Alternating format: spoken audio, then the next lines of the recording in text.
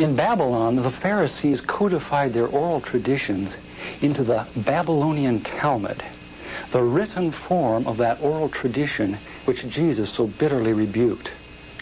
The Talmud reveals how deep was Israel's apostasy.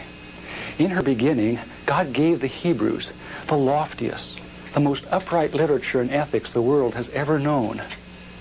Yet when they turned their backs on him, they produced the Talmud, a work which has aptly been called a monument to human folly. The Talmud also helps us understand the basis for Christ's unflattering descriptions of the Pharisees. Jesus described the Pharisees as hypocrites, children of hell, blind guides, whited sepulchres, full of dead men's bones. He even described the Pharisees as children of their father the devil, a murderer from the beginning. The Talmud confirms Christ's words.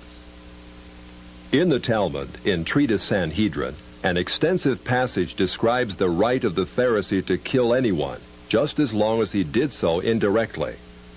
As one of dozens of examples, the Talmud tells us that if one bound his neighbor and he died of starvation, he is not liable to execution. In such an indirect manner, the Pharisees also killed Christ.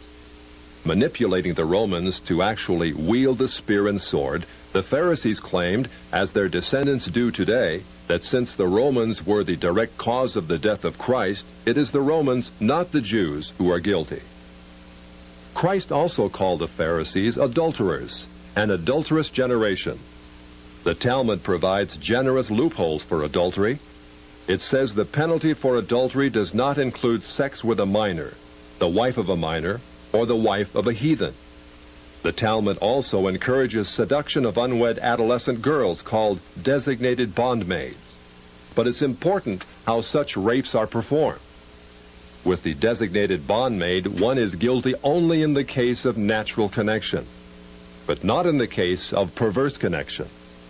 The Pharisees reasoned that rape in a perverted manner is outside the jurisdiction of the law.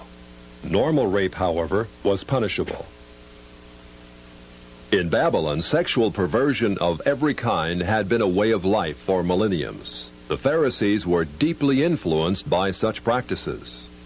In 3 of the major treatises of the Talmud are found extensive passages which give legal endorsement to seduce and marry 3-year-old baby girls. In fact, many of the greatest rabbis of the Talmud, including Simeon ben Yochai, upheld this privilege. Today in Israel, thousands of Jews go to Meron every year to venerate the memory of Simeon ben Yochai, one of the most